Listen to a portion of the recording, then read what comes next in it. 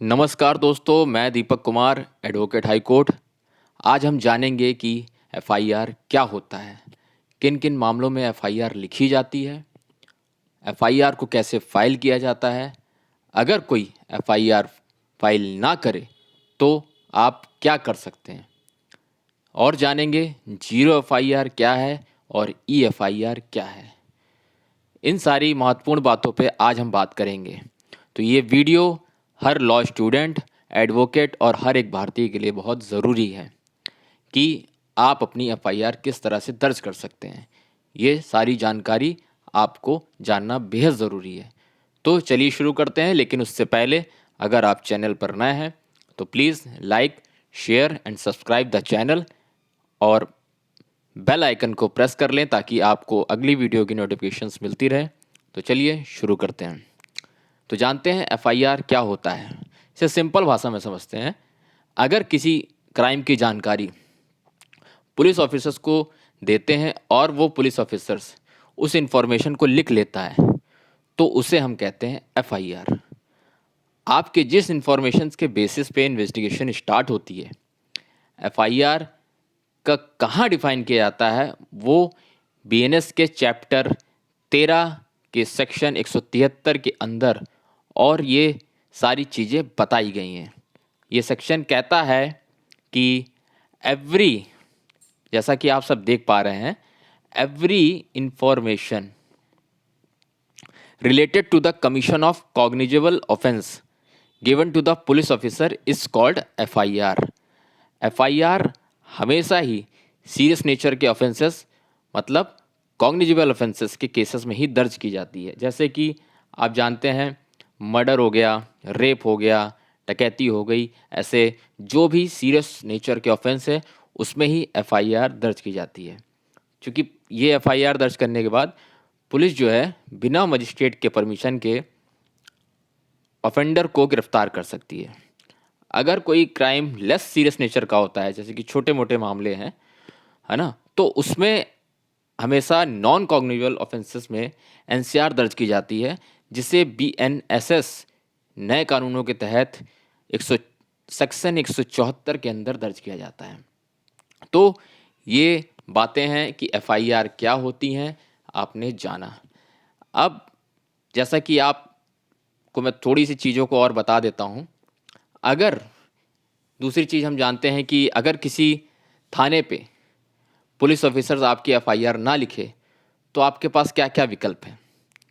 तो अगर आपकी थाने पे एफआईआर नहीं लिखी जाती है तो आप 173(4) बीएनएसएस के तहत अपनी प्रार्थना पत्र आप एसपी महोदय, मतलब अपने ज़िले के पुलिस अधीक्षक के पास लिखित या फिर आप डाक के द्वारा अपनी प्रार्थना पत्र दे सकते हैं।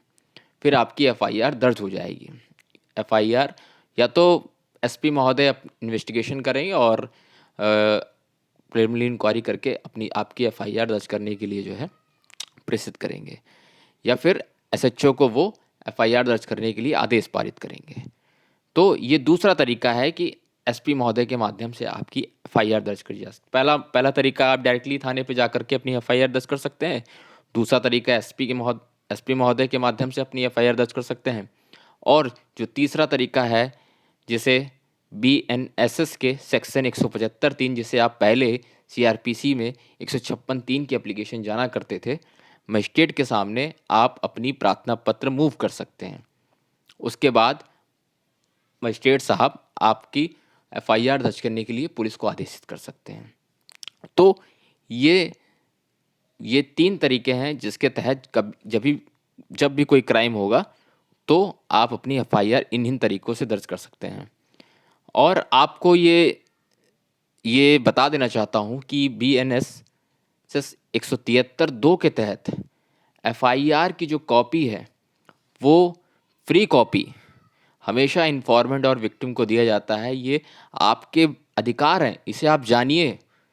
अगर ये आप चीज़ नहीं जानते हैं तो ये इसी चीज़ों का फ़ायदा पुलिस वाले उठाते हैं। तो आपको ये जानना होगा, ये आपका राइट है कि अगर कोई आपकी प्रार्थना पत्र के बाद एफआईआर कॉपी अगर आपको नहीं दी जा रही है तो आप उसकी शिकायत अपने अपने ज़िले के पुलिस अधीक्षक महोदय को करें। ये आपका अधिकार है कि आपको फ्री कॉपी दी जाएगी। और जैसा कि आपको पता होना चाहिए, क्या आपकी दी हुई प्रार्थना पत्र के बाद एफआईआर लिखी जाएगी। इस चीज़ के लिए भी क्या आपकी एफआईआर लिखी जाएगी या नहीं लिखी जाएगी, ये क्या मैंडेटरी है पुलिस के लिए एफआईआर लिखने के लिए, तो इससे संबंधित एक बहुत ही हिस्टोरिकल सुप्रीम कोर्ट का केस है जिसे मैं बताना चाहता हूँ। ललिता कुमारी वर्सेस स्टेट ऑफ यूपी 2013 का ये केस है, जिसमें पुलिस को एफआईआर दर्ज करने के लिए मैंडेटरी कहा गया है।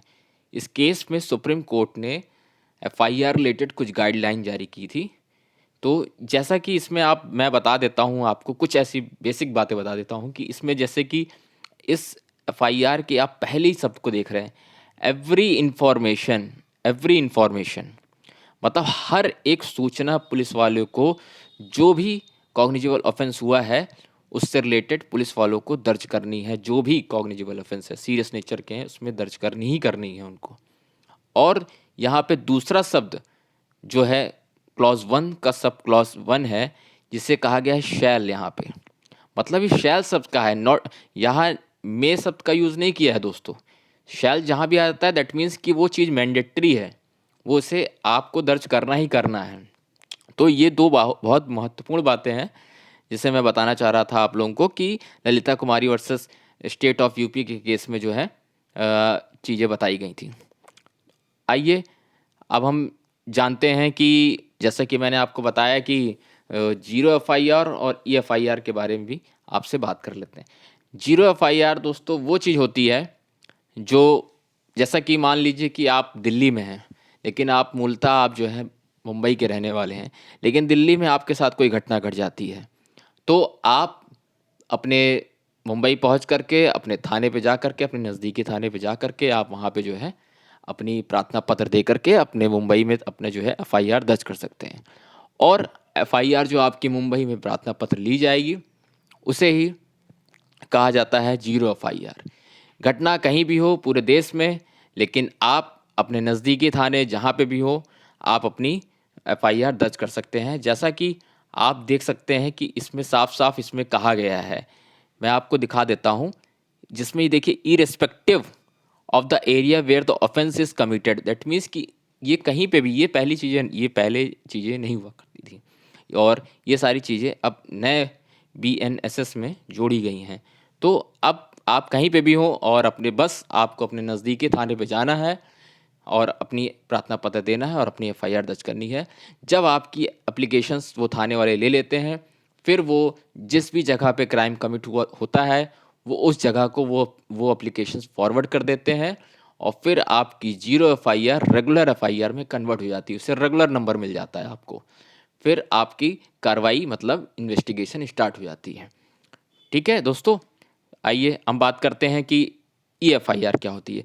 जैसा कि इसमें ईएफआईआर पहले भी था और इसमें भी इलेक्ट्रॉनिक जो है चीज़ें कही गई हैं, ये इलेक्ट्रॉनिक कम्युनिकेशंस के बारे में।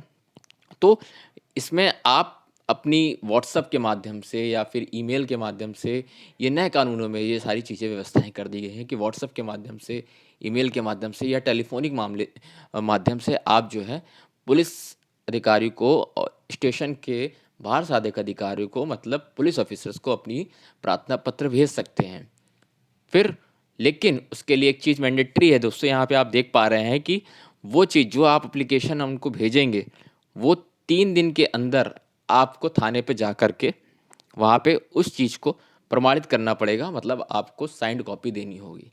तब आपकी जो है एफआईआर जो है पूरी तरीके से इलेक्ट्रॉनिक एफआईआर में कन्वर्ट हो जाएगी। ये एक प्रकार का एक मोड है एफआईआर दर्ज करने का, है ना। जैसा कि आप उत्तर प्रदेश की बात करते हैं तो उत्तर प्रदेश में आप up.gov.in पर आप EFIR दर्ज कर सकते हैं। तो ये आज आपने जाना FIR और जीरो FIR और EFIR के बारे में। तो अगर आपको वीडियो अच्छी लगी हो तो please like share and subscribe. Thank you.